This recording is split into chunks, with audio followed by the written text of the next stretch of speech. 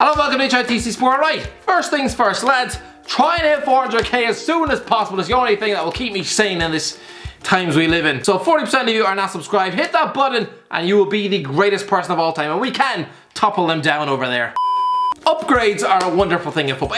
Not an essential thing, alright? If you have a bad player, you need to replace him with someone a bit better. Let's find the best current upgrade in the Premier League squad. A player much better than the one they replaced. Arsenal, Bernd Leno, Petr Cech. Let's look at the goalies. Don't get me wrong. Petr Cech is a footballing legend and one of the greatest shot stoppers of all time. But at the Emirates, he looked about as reliable as a teenage babysitter. Bernd Leno, while no world-class saviour, is still a safer pair of hands and less likely to cause the Arsenal fan base a collective heart attack. Aston Villa, TYRONE Mings, James Chester. Well, a good touch on Jack Grealish, making his predecessor Joe Cole look like a big bag of melted egg yolks. During his time at Villa, that is. Don't worry, Chelsea fans, don't strangle me in the comments. But as we know, me praising Grealish would probably cause a rupture in the space-time continuum. So instead, step forward big TYRONE Mings. This is a man whose size 13s did their very best to squeeze chunks of brain matter out all over the pitch. But he's more than the knuckle-dragging behemoth he once seemed. Since arriving in Aston Villa last year, he almost single-handedly shored up their defence. Without him, they'd still be lying halfway down the goddamn championship. Putting it simply, in the 3 seasons James Chester was an ever-presence in the Villa defence, they never once looked like getting promoted. Mings is there 4 months, and they do. You do the math. Bournemouth, CALLUM Wilson, Lewis GRABBAN. Look, I know Lewis GRABBAN did well at Bournemouth, scored a rake of goals, but when he left, they brought in CALLUM Wilson, and I'm sorry, he's gone on to play for England and score a bag of goals in the top flight. While GRABBAN looks like he has a chunk of pube stapled to his face. I'm sorry,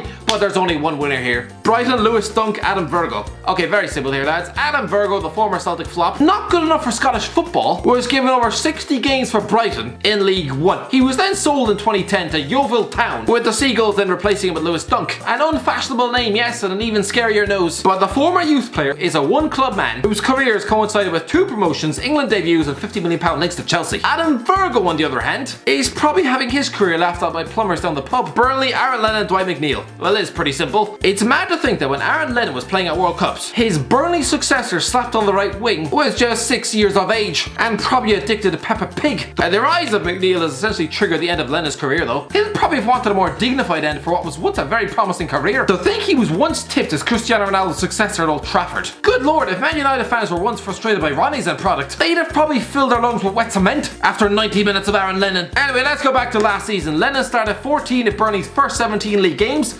contributed to just 2 goals as the club stumbled around like a hungover plumber after their early Europa League exit, before a teenage McNeil took over. Making his debut on Boxing Day, he alone almost rejuvenated that club and squeezed in 18 starts before the summer, scoring 3 times and assisting 5. Now he's the one getting linked with Man United. Chelsea, N'Golo Kante, John Obi Mikel. But don't get me wrong, alright? John Obi Mikel was a good servant for Chelsea, despite having begun his time at Stamford Bridge with a false kidnapping. Christ, that seems like something that would be dreamed up by Monty Burns' son. Never mind a professional football club. Anyway, while a decent player, Antonio Conte clearly wants a more dependent steel in the middle of the park. The man you managed was still effective, but ask any Chelsea fan, the man was definitely less so after Ashley Barnes almost consigned him into a wheelchair in Bell. And so, to add a degree of protection, N'Golo Kante was dragged in from Leicester for 30 million quid. Considering this man would win another league title and the World Cup and now commands wages close to £300,000 a week, how in a donkey's left toenail did Leicester not manage to squeeze out more than 30 million quid for him? For Christ's sake, they sold Danny Drinkwater for more than that. Crystal Palace, WILFRIED, ZAHA, Tom Ince. I remember when there was once a debate about who was the more promising youngster, WILFRIED ZAHA or Tom Ince. After all, the latter was getting linked with Inter Milan. I'm convinced that hype only existed around this kid purely because of what ball bag he was once spat out of. His loan spell at Sellers Park during the back arse of the 13-14 season. It was his first crack at the Premier League after all the hype. 8 appearances, 1 goal. All in all, looking like a lightweight bag of Skittles. While WILFRIED ZAHA, returning in the summer on a permanent basis from his Old Trafford hell, has gone on to tear up defences, keep Palace up and command wages of £130 a week. Everton, Jordan Pickford, Joel Robles. Yeah, go back to the 16-17 season. Everton needed a new goalie like you wouldn't believe. Joel Robles was, I guess, the number 1 at the time, hanging on to that shirt by his fingertips, before Jordan Pickford arrived in a British record £30 million deal from Sunderland. Now, I'm not Pickford's biggest fan by any means, but good lord, he's a definite upgrade on Robles. Leicester, CASPER, SCHMEICHEL, WEALE.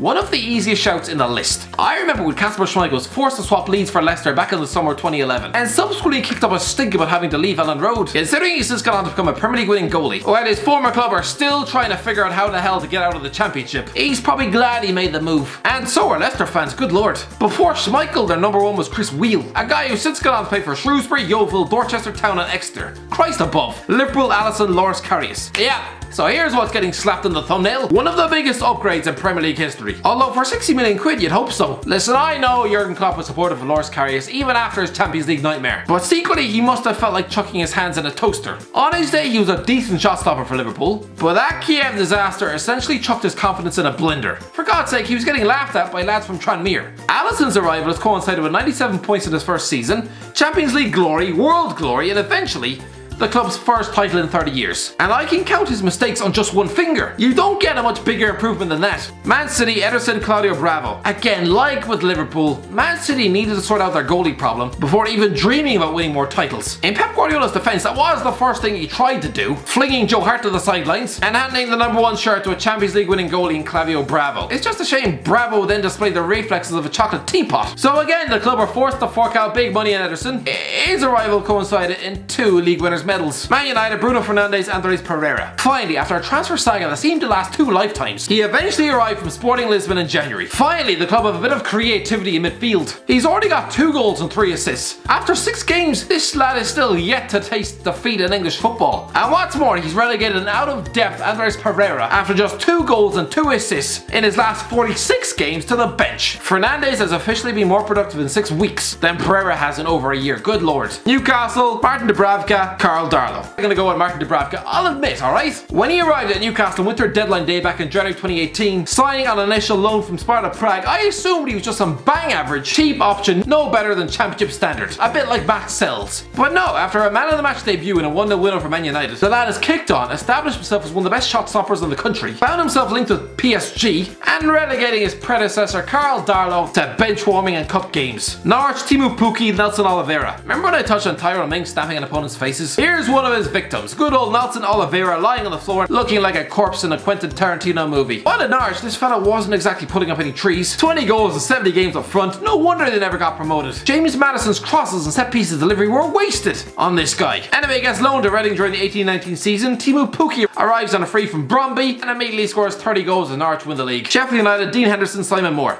Again, this is fairly simple, lads. Sheffield United fans probably want to kiss the earth that Dean Henderson stands on, because before his loan switch from Man United in 2018, the club were sticking lower league journeyman Simon Moore in nets. Southampton, Danny Ings, Charlie Austin. As we established last week, Charlie Austin was grossly overpaid at Southampton. £70,000 a week for a guy with a 1-in-6 goal scoring record, for a guy who scored an average of 5 goals a season. It's weird how intertwined the careers of Austin and Danny Ings are. They were once together at Burnley, with Austin netting 28 goals in 40 games during the 12-13 season. Ings served up just 3 in 33. But following Austin's departure for QPR, he exploded into life with 26 goals the next campaign. 7 years later, it's a similar story. Ings is the follow back to yet again, although this time he's massively putting Austin to shame. 26 goals in 55 games. Tottenham, Harry Kane, Roberto Soldado. Imagine if Spurs had used the Gareth Bale money to sign a big name centre forward who actually did hit the ground running at Spurs. And Spurs not wasted 30 million quid on Roberto Soldado, an overrated penalty merchant seemingly allergic to the English game, that I'm guessing the unwanted Harry Kane would have probably been sold. Let's be honest, it was Spurs' blind desperation that forced them to give Harry Kane a chance, with Soldado scoring just 7 league goals in 52 games. Since bursting onto the scene with a free kick at Villa Park, Kane by contrast has scored 180 goals in 6.5 seasons. Good lord. Watford, Gerard Deulofeu, Richarlison. Okay, this is a controversial one, but lads, I am well aware Richarlison is the better player, but Gerard Deulofeu has officially been more productive. He just has. Richarlison scored 5 goals in over 40 games for the Hornets.